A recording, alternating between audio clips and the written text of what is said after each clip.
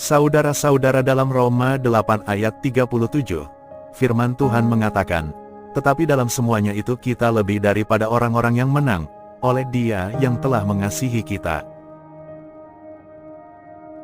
Kata asli Yunani yang digunakan dalam ayat ini adalah hupernikao, yang secara harfiah berarti menang mutlak. Dalam terjemahan Alkitab Indonesia Lateral Translation, kemudian kita mendapati terjemahan ayat ini, "Tetapi dalam semuanya ini kita menang mutlak, melalui Dia yang telah mengasihi kita." Menang mutlak berbeda dengan sekedar kemenangan biasa. Dalam pertandingan pencaksilat, menang mutlak berarti lawan jatuh karena serangan yang sah dan tidak dapat melanjutkan pertandingan lagi. Kemenangan seperti ini lebih bermakna bagi seorang atlet silat dibandingkan hanya menang melalui perbedaan poin. Begitu juga dalam sebuah pertandingan sepak bola, menang mutlak berarti salah satu tim menang dengan selisih gol yang banyak dibandingkan menang hanya dengan adu penalti.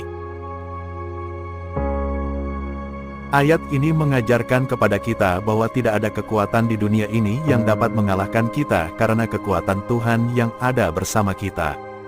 Kita bisa menghadapi banyak halangan dan kesulitan dalam hidup, tetapi melalui Kristus, kita dapat mengatasi semuanya. Kemenangan ini bukan hanya kemenangan sementara, tetapi kemenangan yang abadi. Kita tidak hanya menang dalam situasi yang mudah, tetapi kita juga menang dalam situasi yang sulit dan penuh tantangan.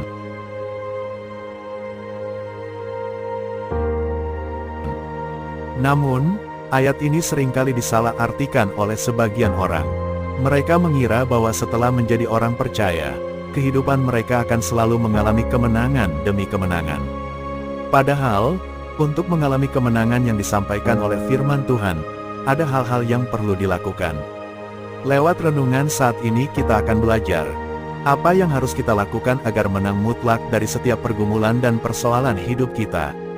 Yang perlu kita lakukan adalah memastikan jika Tuhan ada di pihak kita. Yang sering terjadi, banyak orang percaya terlalu pede bahwa Tuhan ada di pihaknya sehingga apapun yang dialaminya dia akan ditolong Tuhan. Dalam Roma 8 ayat 31, firman Tuhan mengatakan, "Sebab itu apakah yang akan kita katakan tentang semuanya itu? Jika Allah di pihak kita, siapakah yang akan melawan kita?" Yang menjadi persoalannya adalah Tuhan tidak selalu di pihak kita. Tanpa kita sadari, kita malah menempatkan diri sebagai musuhnya Tuhan. Bagaimana keadaan ini bisa terjadi? Mari kita lihat dalam Yakobus 4 ayat 4.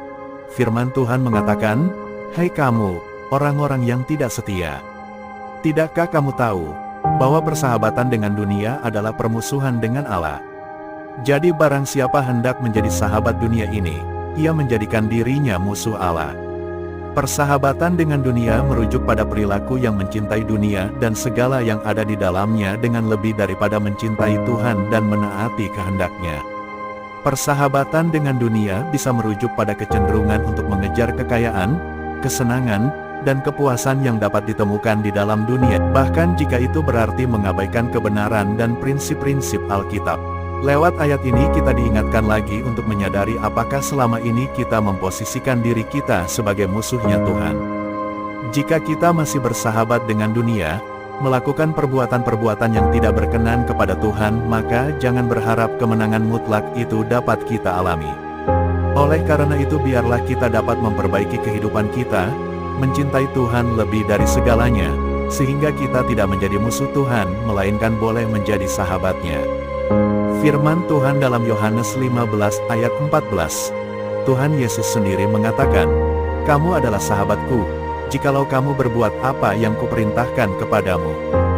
Dengan melakukan apa yang diperintahkan Tuhan dalam hidup ini akan menjadikan kita sebagai sahabat Tuhan. Dengan demikian kemenangan mutlak atas setiap pergumulan dan persoalan dapat kita lewati bersama Yesus. Semoga renungan singkat hari ini boleh menjadi berkat bagi kita semua. Amin.